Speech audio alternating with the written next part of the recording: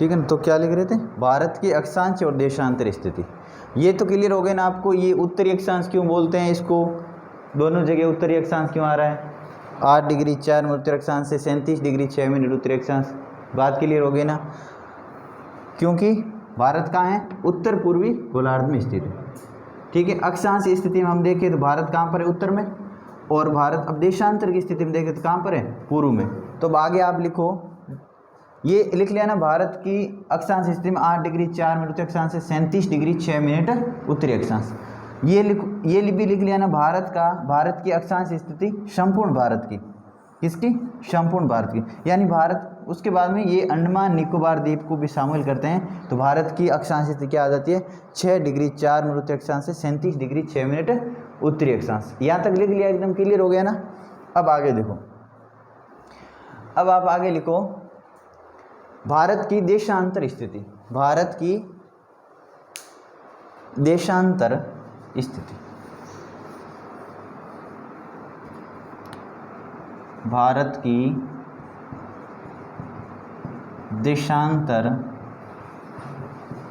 स्थिति, भारत की देशांतर स्थिति जिसमें लिखो आप 68 डिग्री 7 मिनट पूर्वी देशांतर से 97 डिग्री 25 मिनट पूर्वी देशांतर। बात क्लियर है, एकदम बात क्लियर है ना। तो अब आपको ये समझ में आ गया ना कि इसको पूर्वी देशांतर क्यों बोल रहे हैं। 68 डिग्री 7 मिनट पूर्वी देशांतर से 97 डिग्री 25 मिनट पूर्वी देशांतर। पूर्वी देशांतर ही क्यों बोल रहे हैं, क्योंकि भारत की स्थिति ग्लोब में क्या है, पूर्वी देशांतरों में स्थित है। कहाँ पर है, पूर्वी देशांतरों में स्थित है। बात ये तो समझ में आ गई ना विकास, ठीक है। अब देखो आगे लिखो, अब इसको हटा दूं एकदम।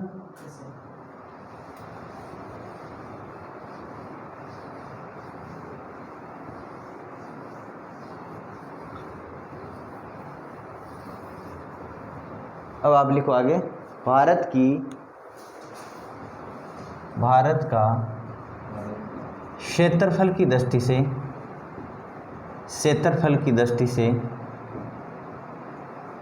से विश्व में स्थान तो कौन सा है, 7वां स्थान। कौन सा है, 7वां स्थान है। यानी भारत से 6 बड़े देश है। तो उसके लिए आपको एक ट्रिक याद करनी है। क्या करनी है, रुक चीन अब आवे कौन है, भारत आ रहा है। कौन आ रहा है, भारत आ रहा है। याद करोगे ना। तो इसके देखो, रूस से क्या हो जाएगा, रूस हो गया, कैसे, कनाडा हो गया, चीन से हो गया चीन, ऐसे अमेरिका, वैसे ब्राज़ील हो गया, आ से ऑस्ट्रेलिया हो गया, और उसके बाद कौन आ गया, भारत। यानी 1 2 3 4 5 और 6 बड़े देश हैं। लिखो ये,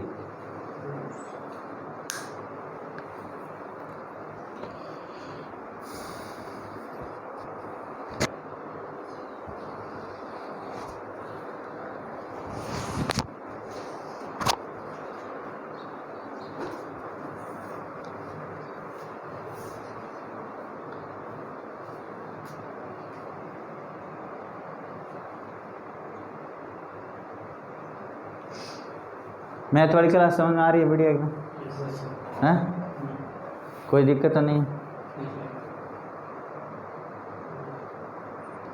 बीकानेर के जाने माने सर है, अच्छा पढ़ाते हैं, और बीटेक इंजीनियरिंग साथ में इंजीनियरिंग कॉलेज में पढ़ाए हुए हैं, जो आपकी ईसीबी कॉलेज है, उसके बाद में आपकी राजस्थान पॉलिटेक्निक कॉलेज है, मरुधर कॉलेज है।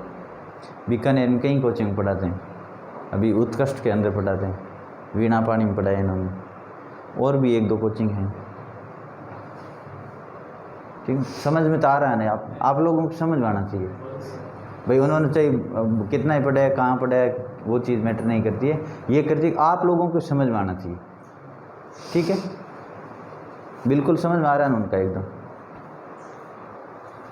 तो लिख लिया। अब लिखो भारत का क्षेत्रफल। भारत का क्षेत्रफल आप सब लोगों को पता है वैसे, 32,87,263 वर्ग किलोमीटर। ठीक है,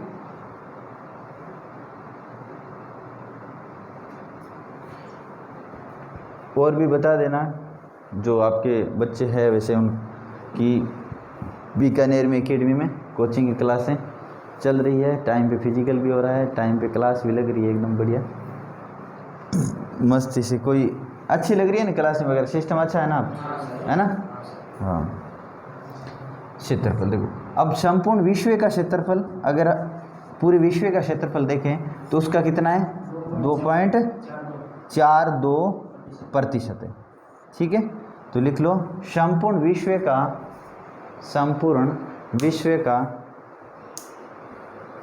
2.4%।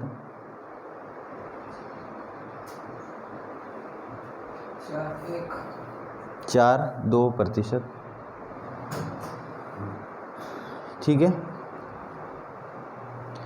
अब देखो, अब यहाँ पर आपको 2-3 चीज़ें पहले समझनी है।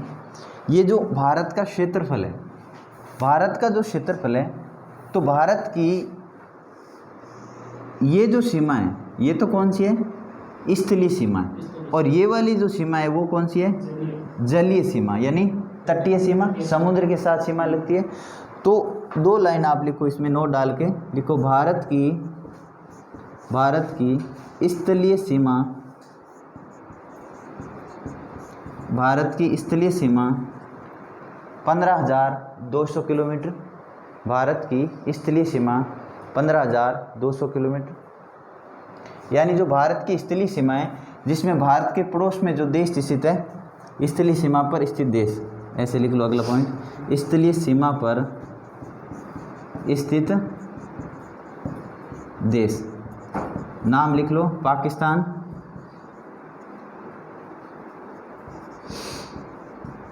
पाकिस्तान, चीन, नेपाल, भूटान, म्यांमार, बांग्लादेश, ये स्थलीय सीमा बनाते हैं। ठीक है,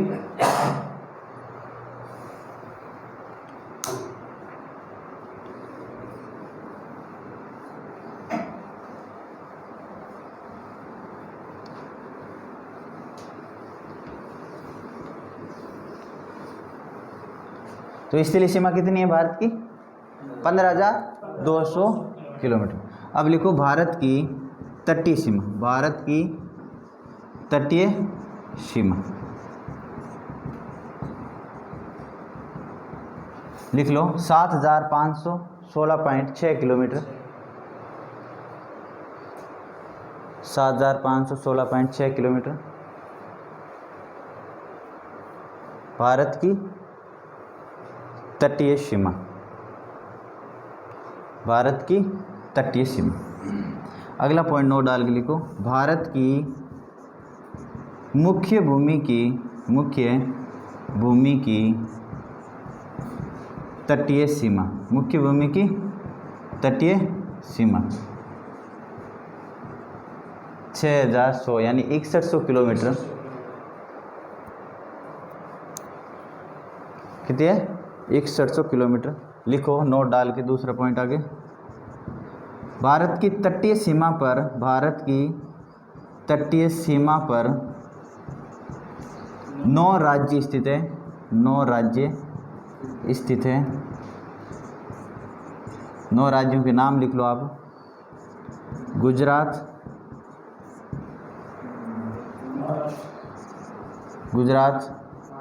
महाराष्ट्र, गोवा,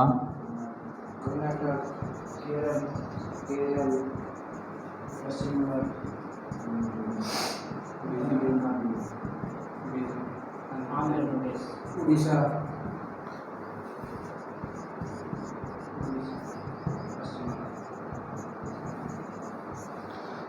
तो 9 राज्यों के नाम लिखो। गुजरात, महाराष्ट्र, गोवा, कर्नाटक, केरल, तमिलनाडु, आंध्र प्रदेश, उड़ीसा और पश्चिम बंगाल। नोट डाल के लिख लो। सर्वाधिक सीमा, सर्वाधिक तटीय सीमा, सर्वाधिक तटीय सीमा गुजरात। दूसरा लिख लो, न्यूनतम तटीय सीमा गोवा। सर्वाधिक किसकी है? गुजरात की। न्यूनतम किसकी है? गोवा की।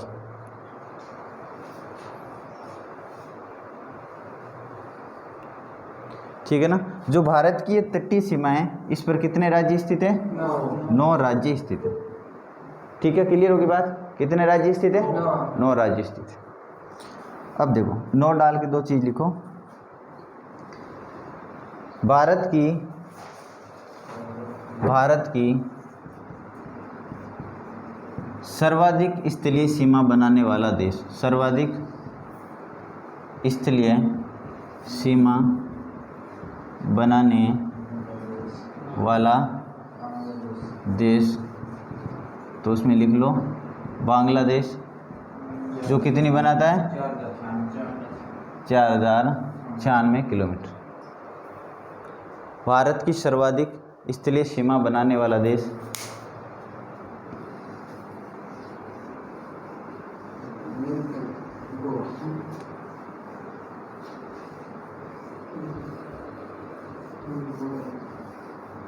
अगला पॉइंट लिखो।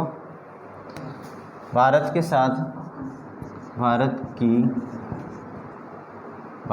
साथ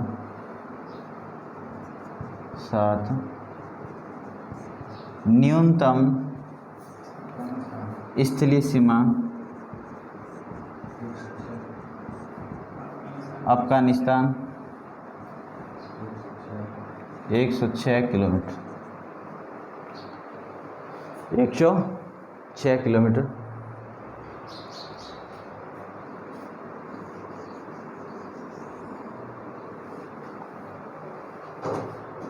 ठीक है। न्यूनतम किसके साथ है?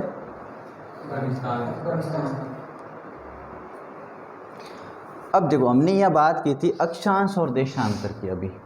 ठीक है, तो एक तो हमें पता रखना है कि जो अक्षांश और देशांतर है वो भारत की अक्षांश स्थिति है और भारत की कौन सी? देशांतरी स्थिति। ठीक है। दूसरा आपको ये ध्यान रखना है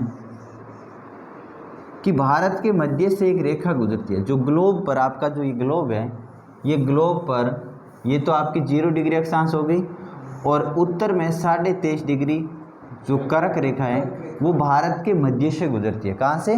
भारत के मध्य से। और ये जो कर्क रेखा है जो भारत के मध्य से गुजरती है, इसके बारे में आपको ध्यान रखना है। तो लिखो आप भारत कर्क रेखा, आप ऐसे लिखो कर्क रेखा।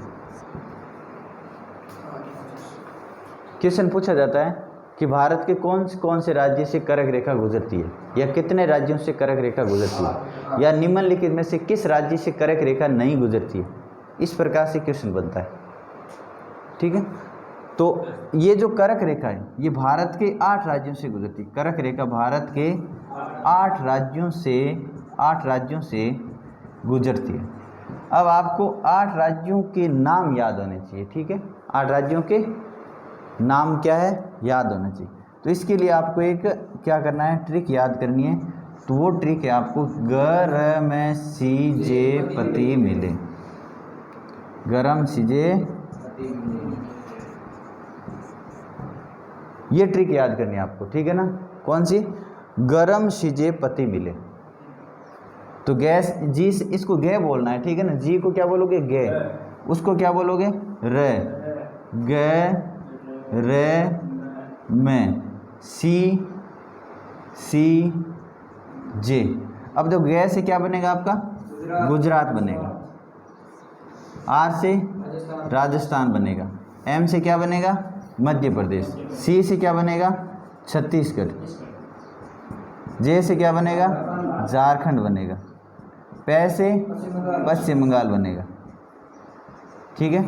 ती से त्रिपुरा बनेगा और मी से मिजोरम बनेगा। ये आपके 8 राज्य, ये आपके 8 राज्य।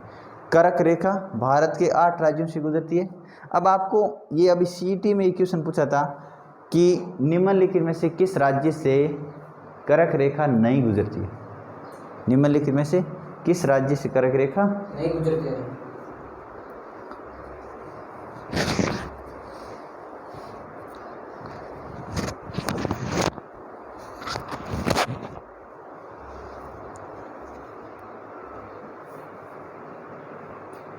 लिख लिया, लिख लो आराम से, लिख लो। लिखने में किसी को दिक्कत आ रही है?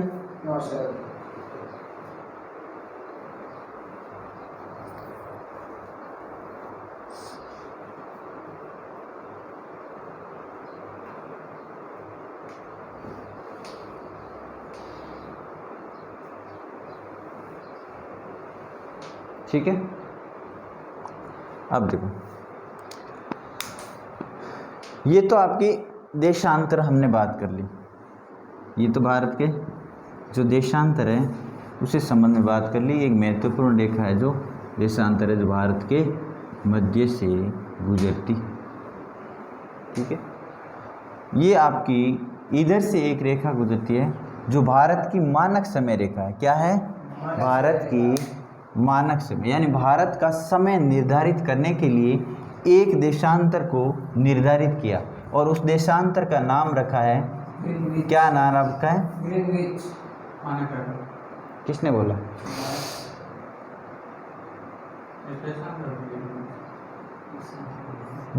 ये जो देशांतर है, इस देशांतर में से जो भारत के मध्य से एक देशांतर गुजरता है जिसका नाम है 82.5 डिग्री पूर्वी देशांतर।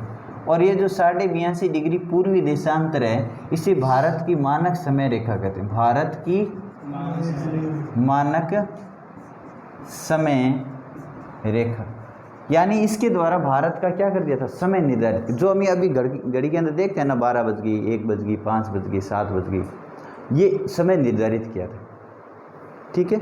तो वो समय जो भारत की जो मानक समय रेखा है 82.5 डिग्री, ये 0 डिग्री देशांतर से, 0 डिग्री जो देशांतर है इस देशांतर से 5.5 घंटे आगे है। क्या है? प्लस में है। यानी 0 डिग्री देशांतर है उस पे अगर समय 12 बज रहा है तो भारत की जो भारत में उसमें क्या होगा? समय 5:30 का समय होगा, जैसे PM हो या चाहे AM। बात क्लियर है ना? यानी भारत की ये क्या होगी? मानक समय रेखा। और जब ये जो 0 डिग्री देशांतर है इससे पूर्व में कहीं भी चलेंगे तो समय प्लस में आएगा और पश्चिम में कहीं भी जाएंगे तो समय क्या आएगा? माइनस में आएगा। तो भारत कहाँ है? पूर्वी देशांतर में स्थित है भारत, तो प्लस में होगा ना। पूर्वी देशांतर में इसलिए क्या होगा? प्लस में होगा। तो अब आप लिखो भारत की मानक समय रेखा। भारत की मानक समय रेखा, भारत की मानक समय रेखा, भारत की मानक समय रेखा 82.5 डिग्री पूर्वी देशांतर, पूर्वी देशांतर। उसके बाद में लिखो ये भारत के 5 राज्यों से गुजरती है। भारत के 5 राज्यों से गुजरती हैं। राज्यों के नाम लिखो।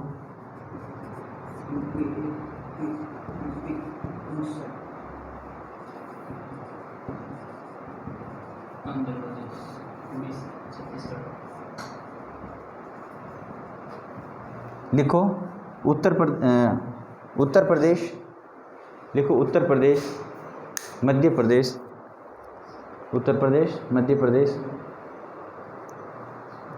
Andhra Pradesh, Orissa, Chhattisgarh, UP, MP, AP और उड़ीसा और छत्तीसगढ़, ठीक है।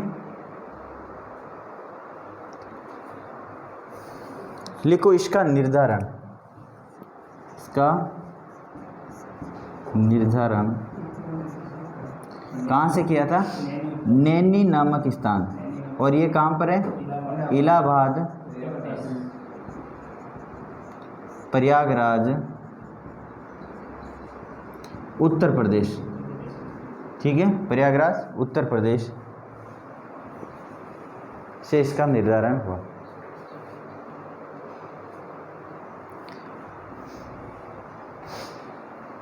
से इसका निर्धारण, हाँ ये सेम ही है, इसका अभी वर्तमान में नाम प्रयागराज। हाँ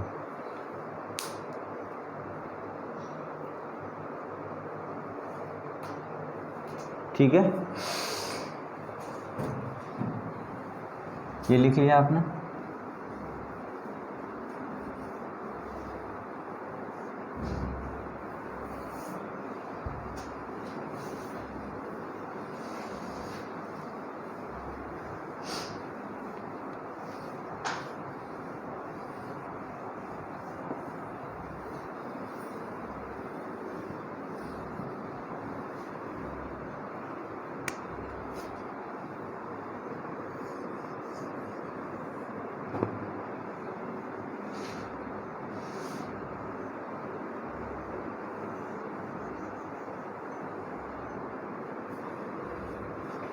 अब लिखो भारत का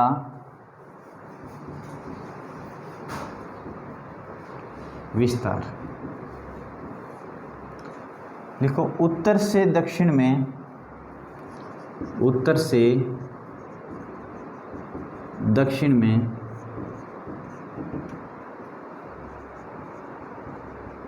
3214 किलोमीटर, उत्तर से दक्षिण में 3214 किलोमीटर।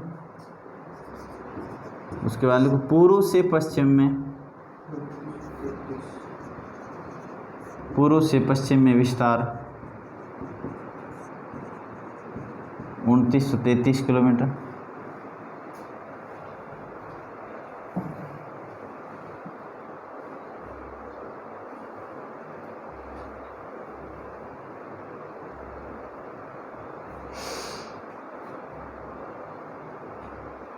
ठीक है।